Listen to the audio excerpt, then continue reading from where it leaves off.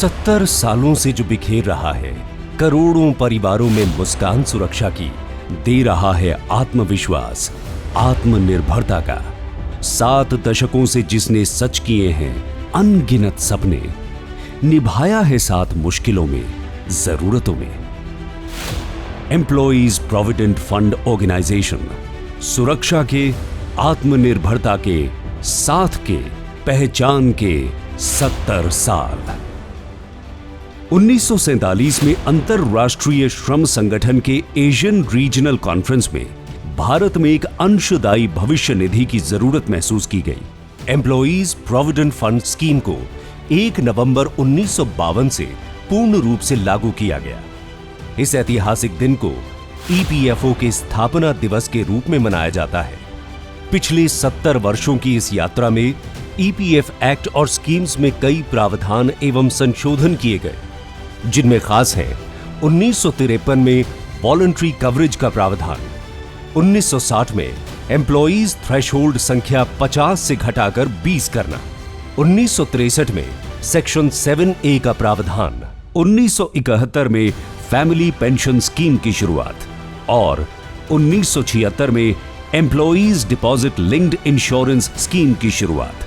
ईडीएलआई scheme में पिछले 45 वर्षों में अश्योरेंस बेनिफिट को 8 मौकों पर बढ़ाया गया, जो 10,000 से 70 गुना बढ़कर आज 7 लाख तक पहुंच चुका है।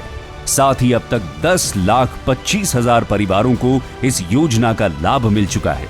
1988 में ईपीएफओ ने अपने बकायों की वसूली की आंतरिक व्यवस्था की शुरुआत की। अक्टूबर 1990 में ईपीएफओ की प्रशिक्षण संस्थान की स्थापना की गई, जिसे आज पंडित दीनदयाल उपाध्याय सामाजिक सुरक्षा अकादमी के नाम से जाना जाता है।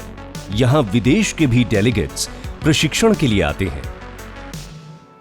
1995 में एम्प्लॉइज पेंशन स्कीम की शुरुआत की गई, जिसमें सेवानिवृत्ति पर पेंशन के साथ साथ विधवा, विधुर, अनाथ, आश्रित, माता पिता, अशक्त और बाल पेंशन भी दी जाती है।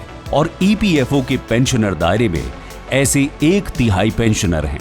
विदेशों में काम कर रहे भारतीय कर्मचारियों की सामाजिक सुरक्षा के लिए 2008 में इंटरनेशनल वर्कर्स के लिए स्पेशल प्रावधान भी लाया गया, जिसके अंतर्गत 20 देशों के साथ सोशल सिक्योरिटी अग्रीमेंट हो चुका है और 17 देशों के साथ बातचीत जारी है। 2014 में पहली बार 1,000 की न्यूनतम पेंशन का प्रावधान किया गया। हमने आकर के इन 30 लाख से ज्यादा मेरे श्रमिक परिवारों को मिनिमम 1,000 रुपया पेंशन देने का निर्णय कर लिया, लागू कर दिया और उस गरीब परिवार को वो पेंशन मिलने लग गया। पिछले 25 वर्षों में 73 लाख से अधिक पेंशनर्स इस योजना का लाभ प्राप्त कर चुके हैं। ईपीएफ योजना की सेवाओं को सुगम बनाने और सदस्यों को सीधे लाभ प्रदान करने के लिए कई पहल की गईं, जिनमें सबसे प्रमुख है यूएएन यानी यूनिवर्सल अकाउंट नंबर, जिसे माननीय प्रधानमंत्री श्री नरेंद्र मोदी द्वारा 16 अक्टूबर 2014 को लॉन्च किया गया और 2017 में इसे आधार नंबर से भी जोड़ दिया गया। अब तक 17 करोड़ कर्मचारियों को यूएएन दिया जा चुका है। भारत सरकार द्वारा लिए गए एक अभूतपूर्व निर्णय के तहत अक्टूबर 2019 में ईपीएफ एक्ट को पूरे जम्मू एवं कश्मीर तथा लद्दाख में भी लागू कर दिया गया। कोरोना महामारी के दौरान जब जिंदगी थम गई थी, हताशा और निराशा ने हमें घेर लिया था। उस मुश्किल दौर में भी ईपीएफओ ने ऑटो क्लेम सेटलमेंट और मल्टी लोकेशन क्लेम सेटलमेंट के द्वारा अपने सदस्यों की सेवा जारी रखी। आजादी के अमृत महोत्सव के दौरान ईपीएफओ ने भविष्य निधि सदस्यों के परिवारों के लिए ई नॉमिनेशन सुविधा प्रारंभ की। इसके तहत 75 लाख नॉमिनेशंस का लक्ष्य रखा गया, जिसे पीछे छोड़ ईपीएफओ ने 1.5 करोड़ का आंकड़ा पार कर लिया है।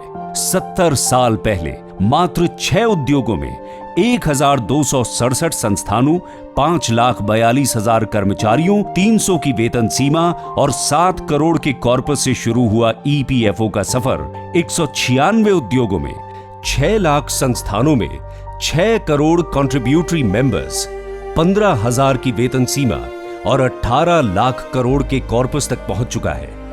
गुरुद्वारा रोड दिल्ली के छोटे से किराए के भवन से शुरुआत करने वाले ईपीएफओ की सेवाएं आज 283 कार्यालयों द्वारा देश भर में दी जा रही हैं। कर्मचारी भविष्य निधि अंशदान जो 1952 में प्रति रुपए 1 आना यानी कि 6% तक था, आज बढ़कर वेतन के 12% तक पहुंच चुका है, जिससे सभी सदस्यों को सुनिश्चित होता है सामाजिक सुरक्षा का चक्र।